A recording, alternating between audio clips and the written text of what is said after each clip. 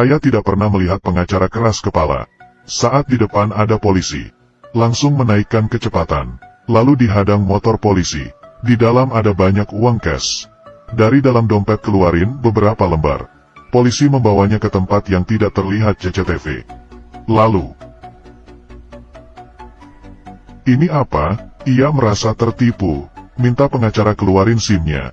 Saya harus kasih pelanggaran besar. Pengacara mengeluarkan HP. Di dalamnya ada foto polisi lagi ambil uangnya. Polisi lihat di dalam mobilnya ada kamera. Merasa hatinya ingin mati, selesai berurusan dengan polisi. Ia menerobos pintu gerbang pabrik. Di depan matanya ada sekumpulan mafia. Ia turun mobil dan merekam. Pria yang diikat adalah kliennya. Ia datang untuk menjemputnya. Geng mafia langsung menghajar. Pengacara melepas jasnya. Pegang ini, hukuman 5 tahun. Kalau dilepas, hukuman 2 tahun. Pegang lagi dan dilepas. Hakim biasanya beri kebijaksanaan. Dan akan lebih ringan bila tidak pegang dari awal. Ia mengeluarkan laporan. Berisi ketua mafia, catatan penggelapan pajak beberapa tahun. Dihukum 17 tahun. Didenda 20 miliar won. Pria diikat itu hanya bernilai 800 juta. Kalau kamu bakal pilih apa? Semua geng mafia ingin membunuh pengacara dan pria itu. Di saat ini, pria berpakaian jas kuning muncul. Ia adalah geng mafia yang terkenal di Seoul. Dan juga paman dari pengacara. Geng mafia melihatnya, hanya bisa merasa kerugian bodoh ini. Hari itu, ada berita di TV. Penangkapan. Diduga polisi membunuh wali kota. 10 hari lagi diadili. Pengacara mengerti. Kesempatan untuk menaikkan pamor. Jika ingin melawan gugatan ini. Pertama, butuh perusahaan yang layak. Ia pilih gedung di depannya. Ia datang ke perusahaan pinjaman uang. Mengambil kartu nama bos. Melempar. Kalian di sini, kosongkan ruangannya. Kasih kamu. Bos merasa. Pengacara mencari masalah. Dan menutup semua pintu. Tidak lama, pemilik perusahaan dipukul. Semua langsung nurut padanya. Perusahaan mulai dibangun. Masih kurang sekretaris pengacara. Di saat ini, seorang wanita masuk, tanpa disengaja. Wanita ini paham hukum. Pengacara ini sangat galak. Seberapa galak? Saat di sidang, terdakwa satu keluarga. Demi membela anak di keluarga itu, yang tidak sengaja membunuh. Pengadilan berkata ia hanya membela diri. Akan dipenjara 20 tahun. Ia bertanya jelas lagi ke hakim. Ia jelas-jelas membawa pisau. Ia demi membela diri jadi melakukannya. Mengapa dihukum sangat lama? Hakim menjawab, ia harus dihukum. Kamu berasal dari mana? Ia langsung marah. Langsung menonjok hakim. Saat hakim keluar dari rumah sakit. Mengadakan rapat bahas tentang pengacara wanita. Mau menghapus kualifikasi pengacara itu. Semua orang minta pengacara untuk akui kesalahannya. Baru aja berlalu. Ia menjawab. Menonjoknya adalah ketidaksengajaan. Tapi saya tidak menyesal. Dan sangat puas. Ia berjalan ke arah hakim. Baru menggenggam tangan. Hakim langsung menunduk ke bawah. Ia pun dipecat. Dan ia pulang ke rumah.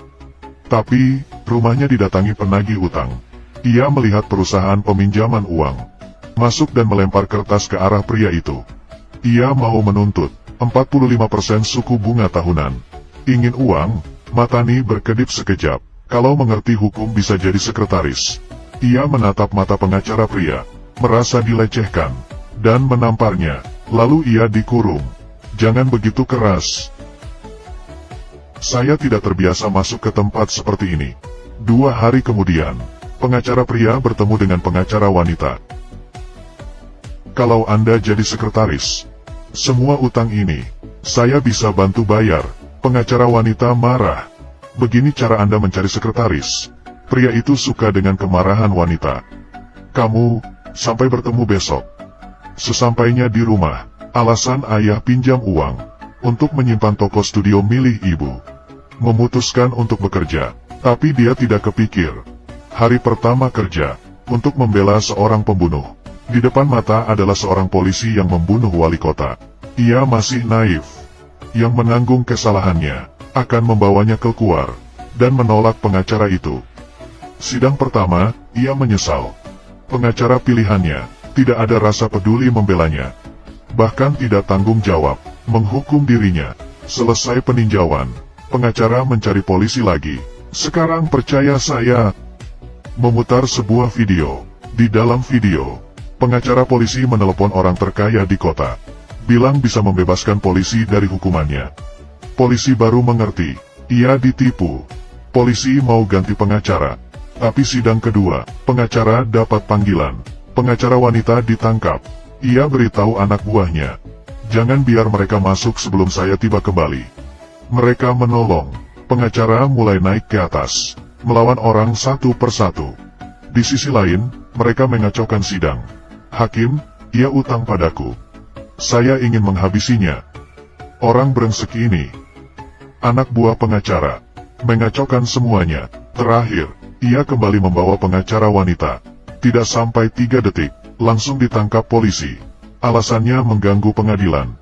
Tapi ini memang harapannya, 3 hari di penjara. Ia seperti kaisar, menemukan tangan kanan wali kota yang terbunuh.